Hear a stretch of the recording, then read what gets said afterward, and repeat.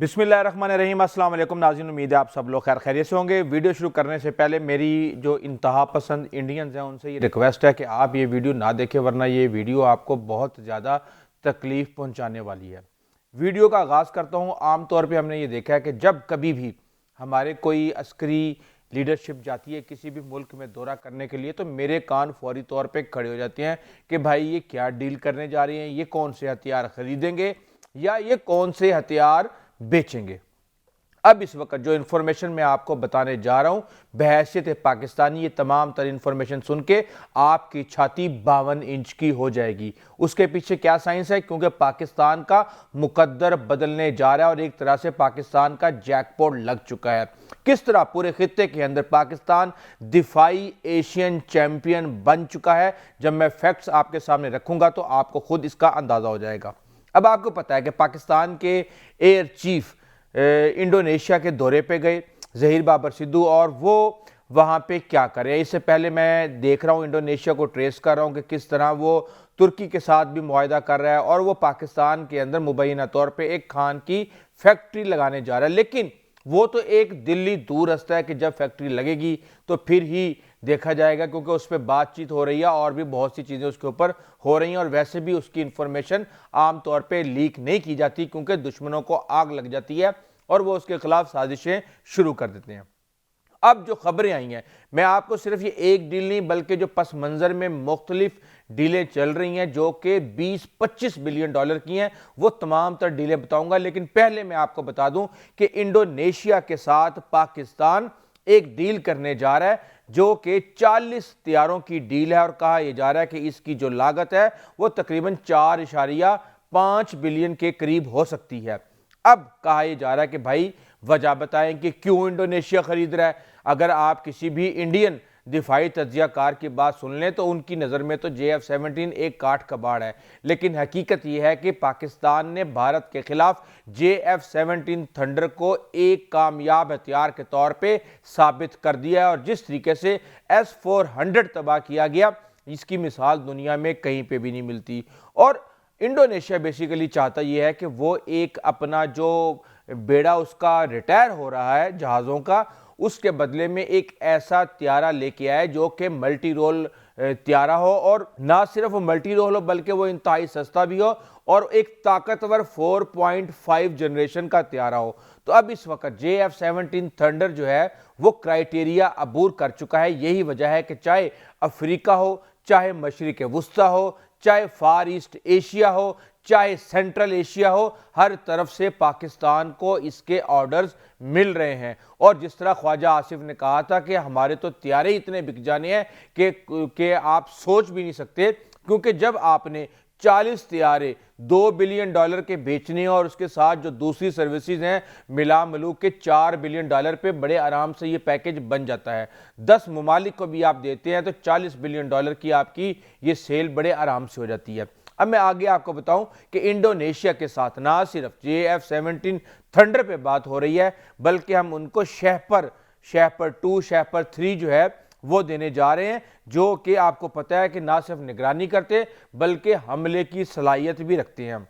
और इसके अलावा दोनों ममालिक के दरमियान जदीद एयर डिफेंस सिस्टम्स की फरहमी के ऊपर भी बात की जा रही है। पाकिस्तान ने ऑफर किया है, यानी कि हमारे जो एयर चीफ हैं ज़हीर अहमद बाबर सिद्धू ने कहा है कि जनाब हमारे पास national aerospace science and technology park है, जिसको हम नेस्टैप कहते हैं, आप उसकी सहूलियात से फ़ायदा उठाएं। और फिर इस मुलाकात के अंदर ये तय हुआ कि इंडोनेशिया पाकिस्तान के नेस्टैप के इंफ्रास्ट्रक्चर से फ़ायदा उठाएगा, और इसके साथ ही दोनों ममालिक साइबर, खलाई टेक्नोलॉजी और आर्टिफिशियल इंटेलिजेंस के अंदर मुख्तलिफ फ़िज़ाई हथियारों के ऊपर इसके अंदर एक दूसरे से शराकत दारी करेंगे। ना सिर्फ शराकत दारी करेंगे बल्कि पाक फ़ज़ाइया के पायलट्स जो कि दुनिया के बेहतरीन फाइट टेस्टेड पायलट्स हैं, उनसे तरबियत भी हासिल करेंगे और उनके तजर्बे से फ़ायदा उठाएंगे। और बुनियादी सतह से लेके यानी मिशाक त्यारा उड़ाने से लेके JF-17 thunder multi domain operation, electronic warfare और हर तरह की चीज़ के ऊपर जो है एडवांस्ड लेवल के ऊपर मुश्तरका मशकें की जाएंगी। اور ہم یہ دیکھتے ہیں کہ جب کوئی بھی اعلیٰ عہدیدار جاتا ہے اور اس کو جب اس طرح اعزاز دیے جاتے ہیں تو اس کے پیچھے صرف اور صرف دورہ نہیں ہوتا، اس کے پیچھے دونوں ممالک کا ایک بتایا جاتا ہے کہ یہ تعلقات کتنے گہرے ہیں۔ تو اب ہم یہ دیکھ رہے ہیں کہ جو حالیہ انڈونیشیا کا دورہ ہوا ہے اس میں ایئر چیف ظہیر احمد بابر سدھو کو انڈونیشیا نے اپنی فضائیہ کا اعلیٰ ترین جو فوجی اعزاز تھا میڈل آف آنر اس سے نوازا ہے، جو کہ اس بات کی علامت ہے کہ دونوں ممالک کے تعلقات اب محض خریداری سے نکل کر مضبوط فوجی اتحاد میں داخل ہو چکے ہیں۔ اب ایک بات میں آپ کو بتا دوں، کہنے والے دشمن بہت باتیں کریں گے، ظاہر سی بات ہے ان کا کام ہی پروپیگنڈا ہے اور انہوں نے باتوں سے جیتنا ہے۔ تو ایک چیز میں آپ کو بتا دوں، دنیا کے جس مرضی جہاز کو آپ اٹھا کے دیکھ لیں، اب آپ یہ دیکھیں کہ جو JF-17 تھنڈر ہے اس کی کاسٹ ہے $25 ملین، لیکن اگر آپ مکمل پیکج کی بات کریں تو تقریباً یہ $40 سے $50 ملین کا ایک جہاز بنتا ہے۔ تو یہاں پہ ہم دیکھتے ہیں کہ جو 40 طیارے ہیں پیکج سمیت تقریباً $2 بلین کے بنتے ہیں۔ اب رافیل کو اگر ہم دیکھیں تو وہ $120 ملین کا ہے، اور اس کے ساتھ ہی جو آپ کا F-16 ہے وہ تقریباً $80 سے $100 ملین کا ایک بنتا ہے، اور جو آپ کا گریپن ہے جرمن، یورپی یونین اور دیگر ممالک کا، وہ $85 ملین کا بنتا ہے، اور جو اڑتے ہوئے چنگچی رکشے ہیں بھارت کے تیجاس، وہ بھی $70، $75، $80 ملین کا ایک جہاز ہے۔ تو اب آپ یہ کہیں گے کہ بھائی یہ کیوں خریدا جا رہا ہے، اس میں ایسی کیا خاص بات ہے؟ تو میں آپ کو بتا دیتا ہوں۔ آج کل جو جنگیں اس وقت فیوچر کی وارز ہیں وہ دو چیزوں پہ لڑی جائیں گی۔ ایک ریڈار، جس کو طیارے کی آنکھ کہتے ہیں، جو 100 کلومیٹر دور، 200 کلومیٹر دور، 300 کلومیٹر دور سے کسی بھی خطرے کو بھانپ لیتا ہے، اس کو مارک کرتا ہے اور پھر فائر کر دیتا ہے۔ تو اب جو JF-17 تھنڈر بلاک 3 ہے یہ صرف ایک اپ گریڈ نہیں ہے بلکہ یہ ایک بہت بڑا گیم چینجر ہے۔ اس میں ایسا ریڈار KLJ-7A لگایا جا رہا ہے جس کی رینج 170 کلومیٹر تک ہے۔ اب آپ اندازہ لگائیں کہ 170 کلومیٹر دور سے JF-17 تھنڈر بلاک 3 کسی بھی طیارے کو گرانے کی صلاحیت رکھتا ہے۔ اب وہ گرائے گا کس سے؟ ظاہر سی بات ہے BVR میزائل سے، بیونڈ ویژول رینج میزائل سے، اور وہ آپ کو پتا ہے کہ PL-15 جو پاکستان نے JF-17 تھنڈر J-10C کے ساتھ بھی استعمال کیا تھا، اب وہ JF-17 تھنڈر بلاک 3 کے ساتھ بھی انٹیگریٹڈ ہے، اور جس کی رینج آپ کو بتانے کی ضرورت نہیں ہے، 200 کلومیٹر کی مار سے رافیل کو گرایا گیا تھا۔ اس کے ساتھ PL-15 کے بعد PL-10 بھی انٹیگریٹ ہوتا ہے۔ اب آپ کہیں گے PL-10 کی تو رینج مشکل سے 70-80 کلومیٹر ہوگی، 50 کلومیٹر ہوگی۔ تو ایک بات کو سمجھیں کہ آج کل ڈاگ فائٹ کا ویسے کنسپٹ ختم ہوتا جا رہا ہے، لیکن اس میں جو آپ کا HMD یعنی ہیلمٹ ماؤنٹڈ ڈسپلے ہے، اس میں اس طرح کے لیٹسٹ ترین سینسرز لگے ہوئے ہیں کہ اس سے پہلے آپ کو جہاز کو گھما کے اس کا جو سامنے والا حصہ ہے وہ دوسرے طیارے کے سامنے لانا پڑتا تھا اور پھر فائر کرنا پڑتا تھا۔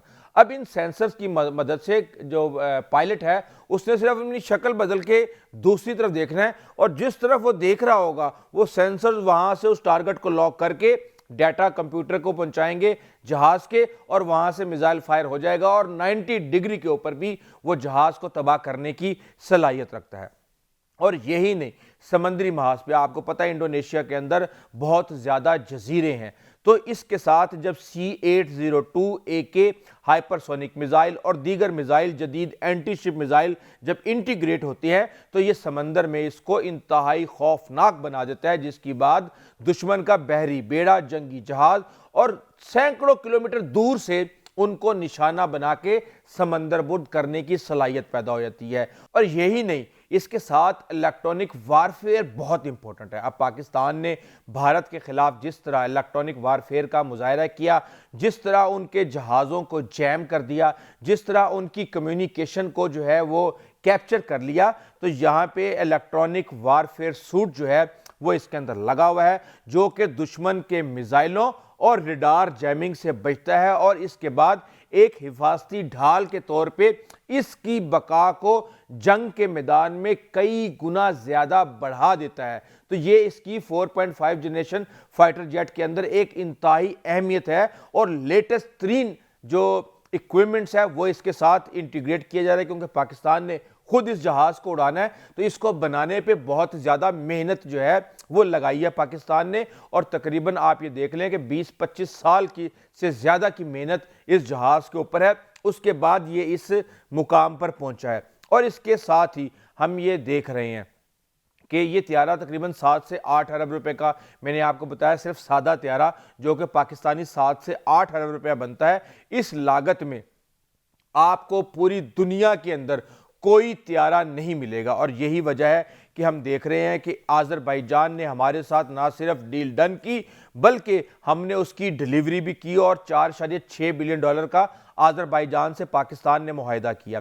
لیبیا کے ساتھ 4 بلین ڈالر کا جو معاہدہ ہے وہ طے پا چکا ہے اور اس کے اوپر کام شروع ہو گیا ہے، جس میں مختلف قسم کے اسلحہ شامل ہیں۔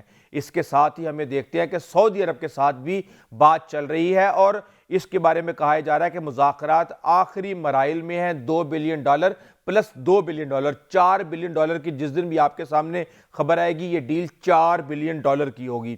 عراق کے ساتھ خبریں آ رہی ہیں کہ ایڈوانس لیول پہ مذاکرات شروع ہو چکے ہیں۔ آپ نے دیکھا کہ ہمارے ایئر چیف کا حال ہی میں عراق کا دورہ ہوا ہے اور ان کی فضائیہ کے چیف کے ساتھ تمام تر مذاکرات ہوئے ہیں۔ یہ بھی 1 بلین ڈالر سے زیادہ کی ڈیل ہے، اس میں JF-17 تھنڈر اور مشاق طیارے بھی شامل ہیں۔ مشاق طیارہ پاکستان کا ہاٹ آئٹم ہے جو ترکی سے لے کے آذربائیجان تک اور لیبیا سے لے کے عراق تک تمام ممالک چاہتے ہیں کہ مشاق جو ہے وہ دیا جائے۔ یہی وجہ ہے کہ پاکستان اس کی پروڈکشن 3 گنا زیادہ بڑھانے جا رہا ہے۔ اس کے ساتھ انڈونیشیا کی میں نے آپ کو بتا دیا کہ سارے کا سارا معاملہ جو ہے ایک انڈرسٹینڈنگ ہو گئی ہے اور اس کے اوپر فائنل ورک سٹارٹ ہو چکا ہے۔ یہ خوشخبری بھی آپ کو بہت جلد ملے گی، اور اس کے ساتھ ہی سوڈان کو بھی نہ صرف JF-17 تھنڈر، مشاق طیارے اور دیگر سامان جو ہے وہ تقریباً 1.5 سے 2 بلین ڈالر کا وہ حتمی مراحل میں داخل ہو چکا ہے۔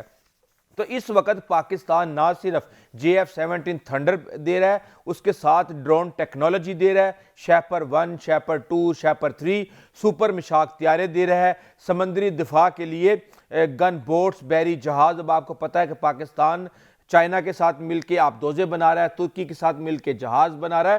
تو یہ ساری چیزیں جو پاکستان کر رہا ہے یہ نہ صرف اپنی ضرورت پوری کرنے کے لیے بلکہ اپنی ضرورت پوری کرنے کے بعد دنیا کو فروخت کر کے اس سے پروفٹ لے کے اور اس کو ری انویسٹ کرنے کے لیے اور پاکستان کی معیشت کو بہتر کرنے کے لیے یہ سب کچھ کیا جا رہا ہے۔ اور یہی وجہ ہے کہ بھارت میں اس حوالے سے صف ماتم بچھا ہوا ہے۔ جب پاکستان کی مارکیٹ کی جو اپروچ ہے دفاعی مارکیٹ کی وہ افریقہ، middle east, central Asia, far east Asia, south Asia, جب ہر جگہ پہ پہنچ گئی ہے تو آپ اندازہ لگا سکتے ہیں کہ تیجس کا اس وقت کیا انجام ہے۔ وہاں پہ آپ یہ دیکھ لیں کہ کئی ہزار کروڑ روپیہ لگانے کے باوجود بھی وہ طیارہ آج تک سٹیبل نہیں ہوا، اور اگر کوئی غلطی سے اس کا آرڈر دے بھی دے تو وہ فوری طور پہ کینسل کر دیتا ہے۔ ان کے اپنے ایئر چیف ہر جگہ پہ روتے پھرتے ہیں کہ ہماری جو ڈیلیوری کا معاملہ ہے وہ ابھی تک MK1 تیجا ہمیں نہیں مل رہے، کبھی انجن کا مسئلہ، کبھی کوئی اور مسئلہ، لیکن الحمدللہ پاکستان نے یہ کر دکھایا ہے۔ اور یہ پاکستان کی معیشت کے لیے اس لیے بہتر ہے کہ جب پاکستان کے اندر اس کی پروڈکشن ہوگی، باہر سے پیسہ آئے گا اور پاکستان اپنی اس انڈسٹری کو گرو کرے گا۔ سافٹ ویئر انجینئر سے لے کے الیکٹریکل انجینئر اور ایروناٹیکل انجینئر تک سب کو روزگار ملے گا اور ورک فورس بڑھائی جائے گی۔ ایک فیکٹری کی بجائے 5 فیکٹریاں ہوں گی، ڈیمانڈز پوری کرنے کی کوشش کی جائے گی۔ تو اس کے اندر بہت زیادہ پاکستان کو فائدہ ہونے جا رہا ہے، کیونکہ دنیا کی جتنی بھی سپر پاورز ہیں وہ سب سے پہلے ہتھیار بیچ کے مال کمانا شروع کرتے ہیں، اس کے بعد دوسرا کام شروع ہوتا ہے۔ لیکن چائنا کے اس حوالے سے الگ حکمت عملی تھی۔ آپ امریکہ کی منڈی کو دیکھ لیں جو کہ دنیا کی سب سے بڑی ہتھیاروں کی منڈی ہے، اور وہاں پہ نہ صرف وہ ہتھیار بیچتے بلکہ ساتھ میں شرائط بھی لگاتے۔ ہم یہ کہہ رہے ہیں کہ بھائی آپ ہم سے ہتھیار لو، ہم آپ کو ٹریننگ بھی دیں گے، ہم آپ کو ٹرانسفر آف ٹیکنالوجی بھی دیں گے، اور ہم آپ کے اوپر کوئی بھی پابندی بھی نہیں لگائیں گے کہ آپ نے اس کو اس کے خلاف استعمال کرنا ہے اور اس کے خلاف استعمال نہیں کرنا۔ تو اب جو چیزیں ہمارے سامنے آ رہی ہیں الحمدللہ پاکستان 20 سے 25 بلین ڈالر کے جو کنٹریکٹس ہیں وہ اپنی ٹیبل پر لے کے بیٹھا ہوا ہے۔ کئی میچور ہو چکے ہیں، کئی میچور ہونے کے مراحل سے گزر رہے ہیں۔ یہ ایک بہت ہی اچھی خبر ہے جس کے اوپر ہمیں فخر کرنا چاہیے۔ اس حوالے سے آپ کو اپڈیٹ کرتے رہیں گے۔ ابھی تک کے لیے اتنا ہی، آئندہ تک اجازت دیجیے۔ اللہ حافظ۔